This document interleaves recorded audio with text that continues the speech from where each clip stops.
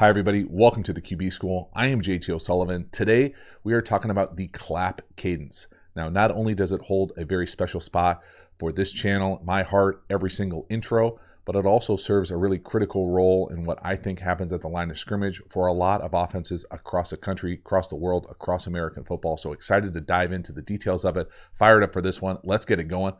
Welcome to the QB School.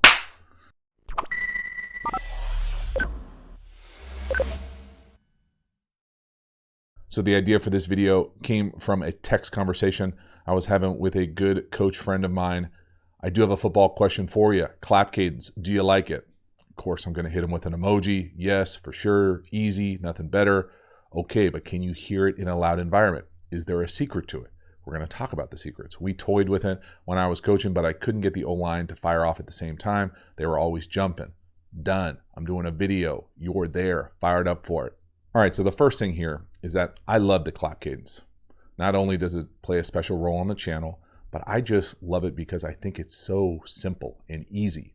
And so, for example, last few years I've been coaching high school football, or did coach high school football, and I think we were pretty good at offense, and we only use the clap cadence. Now, there are some limitations that puts on your offense. Basically, you have to be in shotgun.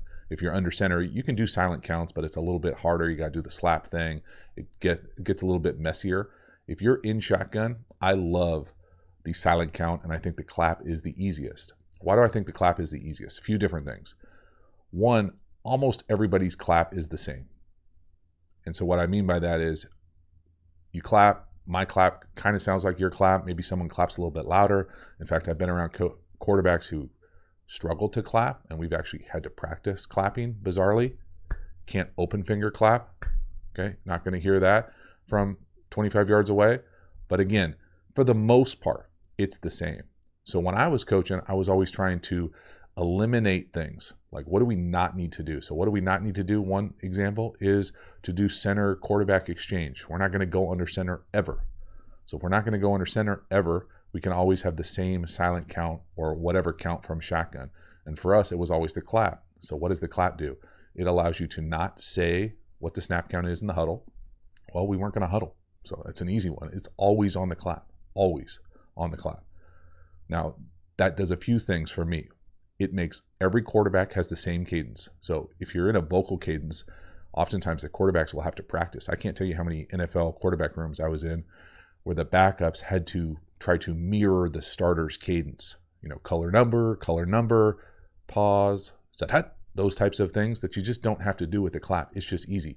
Your clap sounds like my clap for the most part. In addition, another thing that I loved about it is that when you're in drill work, say you're doing a run drill with the offensive line or a pass protection drill with the offensive line and the quarterbacks aren't down there, well, their assistant coach clap. That cadence is the same. Everything is the same. So there are some drawbacks, and we'll talk a little bit about the drawbacks about what potentially they are, but I just love the simplicity of it. It made everything the same. It eliminated the snap count that would vary for different quarterbacks. I also think that I was a little nervous about just being able to hear it even in a non-crowded stadium, and you really can hear it. Only one time did we have over 3 years, had a wide receiver who got pissed at himself for something, not lining up in the right spot, and kind of clapped on the side, kind of in the tight slot, and the center snapped it. That was the only other time that it happened where like there was a bizarre thing tethered to the clap. Because he was mad at himself, he just clapped his hands, the center thought it was the quarterback, and we were good to go. Now, other benefits that I like about it from the quarterback perspective is that it's fast. So it's easier to time up a motion landmark. So say we're motioning and we've got this guy who's over there, instead of trying to like rhythm your cadence, like green 18, set hut, you can just wait till he gets there, clap, and you're good to go. And it's that simple. And for me, I thought it just streamlined everything and made everything easier. Now, in addition, we were certainly a tempo team, had the capacity to go really fast. And if you're a no huddle team, I think it's easier to go on the clap because you don't have to worry about communicating the snap count. Now, did we always go on the first clap? No. We would have signals for different types of claps. And so multiple claps, 2 claps, those types of things. And those really did get us advantages, not only to draw the defense off sides, but also just to allow me as the play caller a little bit more time to think, okay, what the hell do we want to call here? So, hey, use the fake clamp. Let's see what they look like they're in, what they set their front to, and we'll go from there. So from that standpoint, I like the multiple claps, but that was just an additional signal. There was no communication like, hey, we're on 2. Everybody, we're on 2. Don't jump. Don't be the guy that goes on 2. We just didn't do that. In fact, I got to the point where we used to go on 2 if we were backed up in our own, kind of under the shadow of our own goalpost, but we were just not good at it, so we just didn't do it. Another example of just eliminating things that you don't need. And so for me, it just eliminated and streamlined so many different things. Now, addressing some of the potential negatives about it. Can you hear it in a crowded environment? I've never really used it in a crowded environment, so I don't want to necessarily say for sure you can hear it. I've seen teams use it in a crowded environment. I think you probably could. I think if you couldn't for whatever reason, it is a decent thing to be able to transition to a true silent, like lift your leg, put your hand down.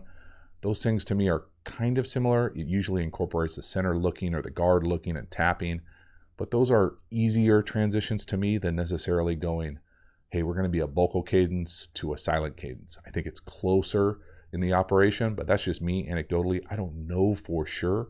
You'd have to ask somebody who's been in those kind of 100,000 people stadiums, backed up, those types of things to know for sure if it works. But for me, specifically at most levels of football, I think you'd be fine with going with the clap, and I highly recommend it. The negatives for me really come to a few different ones. The first one is that you don't really have a true double count. Now that it depends, what level you're playing at. Can you get free plays?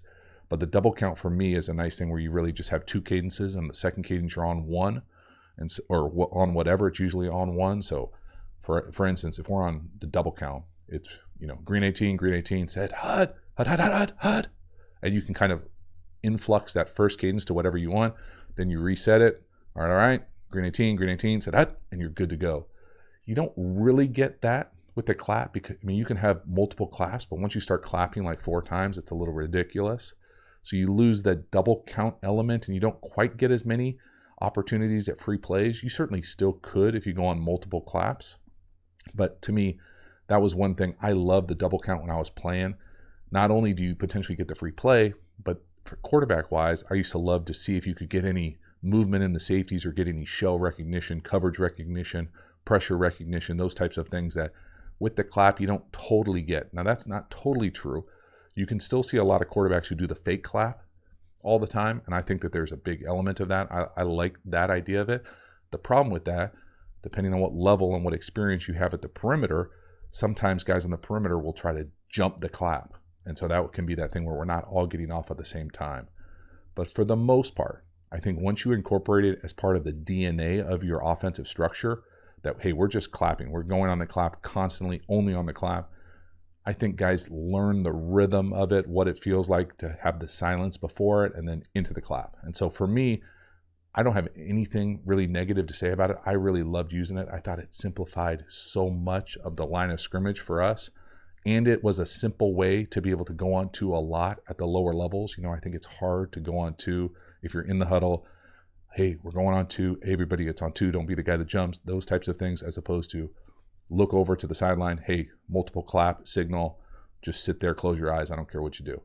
Those types of things to me were easier. I just loved how it simplified things, allowed us to not have to practice certain things, and made us more efficient, more effective as a high scoring, exciting offense. So great question. Hopefully you dug it. Let me know if there were other elements of the snap count that didn't make sense, that you want talked about, that you have questions about, that you like about the clap cadence, all of those things. As always, I hope you really got something out of the video, enjoyed it. I really, really appreciate your continued support. If you haven't already, please subscribe, like, hit the notifications, all those types of things for the channel. In addition, check out the Quarterback School Patreon community for even more in-depth, nuanced, detailed analysis. And then finally, check out the Quarterback School courses. Thanks so much for hanging to the end. I will see you next time. Have a good one.